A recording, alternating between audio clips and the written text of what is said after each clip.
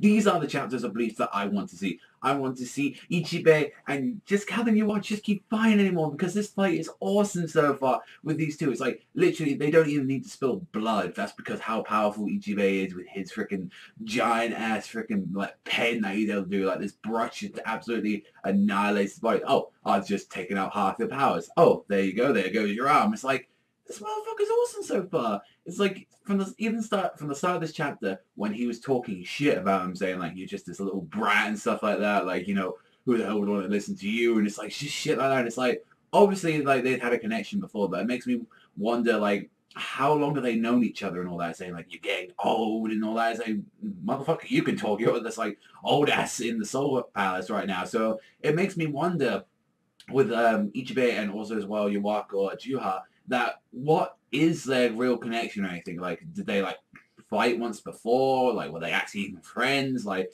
we're talking, like, the first generation, you know, of, like, Quincy's and Soul Reapers right here we're talking about. So, obviously, this must have been way before, like, their actual war broke out. And then, I'm guessing he's the one that freaking caused it in the end. He's, like, the catalyst to everything. So, maybe it must have been, like, something you watched it. Maybe he just wanted more power in the end or something like that. Like, who knows? We need to get some more explanation. From that part, it was just awesome. Like, the entire fight throughout this stuff was just, like, him, like, cutting with the brush and stuff like that and saying, like, oh, you cannot use your arm anymore. I just cut half your power off that. And I was like, I like how he's just being, like, a smirk shit. Oh, I think we'll call her an Am now. But, like, it's like, really? You're going to cut the name as well? And he's just like, there. It's like, I don't give a fuck like that. And he's like, do you think I'm in pain? Like that. And he just, like, cuts him clean in half with the brush. And it's like, his entire power just went down by half. This is the sort of the stuff that they needed right now. They needed Ichibee from the beginning to cut his power in half and see if he can keep doing that. And then you just get, like, Ichigo and all them in there. I'm not gonna lie, that'll probably be a great reason if, like,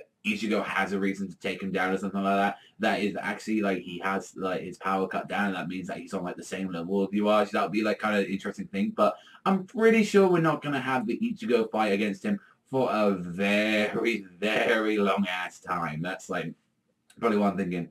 Even as well, there was one thing that caught my attention in the chapter, and that's when we saw the Visors are actually going to arrive in the Soul Palace as well. And it makes me think, how many guys you got to send in there? Is that, like, you must be that dangerous with all his people and all that you're sending, like, you're sending Ichigo and his crew, you're sending, like, the Quincy's, like, they're that powerful, you've got to send in Visors as well. And it's like, these motherfuckers were supposed to help when they were coming to arrive in the first place. And I was thinking, like, what took their sweet-ass time to do this? Because you got, like, Hiyori and all them, like, oh, god fucking damn, like, all, like, the leftovers of, like, the freaking, like, Visors are now here, and it's like, really? Like, what are they gonna do right now? It's like, against Ywach.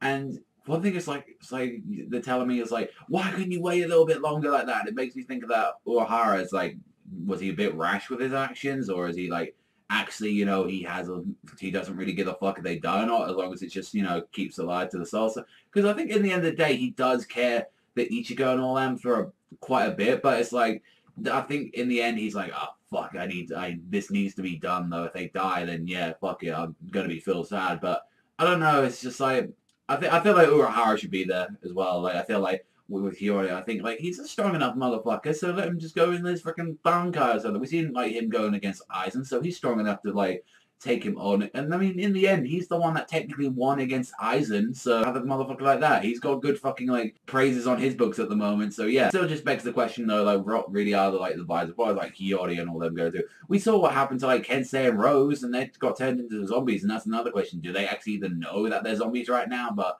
yeah, that's talking about some bad, weird shit right now, but we're talking about the good stuff right now, and honestly, I think this is a really good chapter, but it's like, the ending, like, what, who the fuck, like, when the fuck did we ever get announced that Yoriichi had a sister?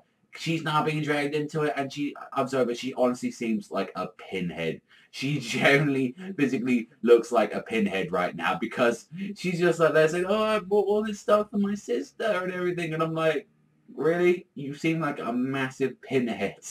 Like, I'm sorry, but that's just how she feels to me, and it's like, whether or not she's going to be doing anything cool in this final arc, it'll be interesting, because I think it's been a while since we've been introduced to a new character from the good side, so I'm looking forward to it. I think the last few that we got introduced from the, you know, the Soul Reaper side is pretty much like, fucking hell, I think it scored 0, but I really did love this chapter. I'm going to give this one an 8 out of 10, but let me know anything in the comment section down below. But thank you very much for watching as always, and I'll see you guys next time.